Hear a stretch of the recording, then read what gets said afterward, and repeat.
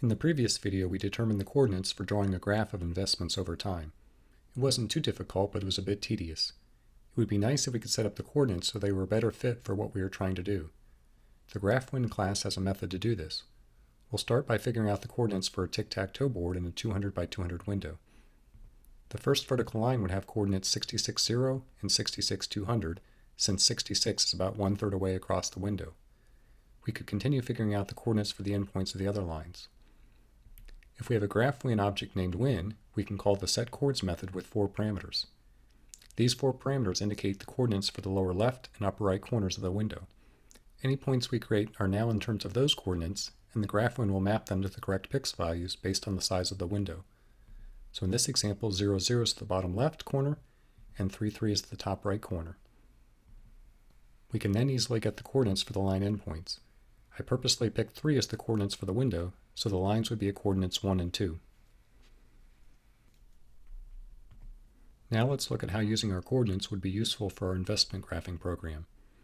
We can make a diagram of the window and put the area where we want the graph to be drawn, and use the natural coordinates that the bottom left corner of this area should be year 0 and $0, and the top right corner of this area should be year 11 and $10,000. Now we can come up with reasonable values for the bottom left and top right corners of the window. Here we pick negative 1.75 and negative 200 for the bottom left, and 11.5 and 10,400 for the top right. If these didn't look quite the way we wanted when we tried it in PyCharm, we could adjust them until it did look the way we wanted. Now let's look at the tic-tac-toe and investment graph problems using our own coordinates in PyCharm. Here's the first example in which we determine the coordinates based on the size of the window. I've made the lines thicker so they are easier to see. Note, as long as I draw the line first, I can reuse the same variable name line each time. This is a reasonable decision to make since we do not need to do anything else with each line later in the program. Once we draw each line, we are done with it. Now what happens if we make the window twice as big? If we run it now, the board only takes up the top left corner of the window since the coordinates were fixed.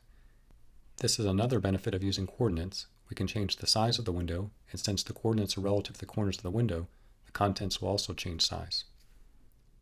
Let's look at the coordinate version now. We create a GraphWin just as before, but now we call the setCoords method and then use the simpler coordinates. Note the setWidth command is still in terms of pixels, not the coordinate system. Only the coordinates of objects and values such as the radius of a circle are affected by the GraphWin setCoords method. Let's run it and see that it works. Now if we change the size of the window, we don't need to make any other changes when we run it, and the board takes up the entire window since coordinates specified by the setCoords methods are relative to the corners of the window. The lines are still at 1 and 2 since the window is 3 units wide. Here is the investment program using coordinates. We created the window and then called setCoords with the values we discussed. Note that the label amounts are now drawn at x equals -1, so they are left of the year 0, and the y value corresponds exactly to the dollar amount. This saves us from needing to do the calculations we did previously to determine the number of dollars per pixels. Drawing the rectangles is also simpler as the x-coordinates are now year and year plus 1, and the y-coordinates are at $0 and the dollar amount we're trying to graph. We can run it and see that it works.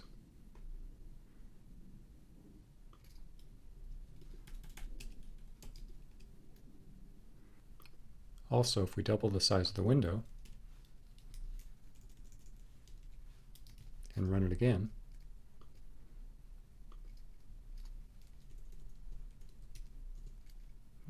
we see that the graph fits the window. The original version without coordinates would have displayed in the top left corner, as we demonstrated with the tic-tac-toe example.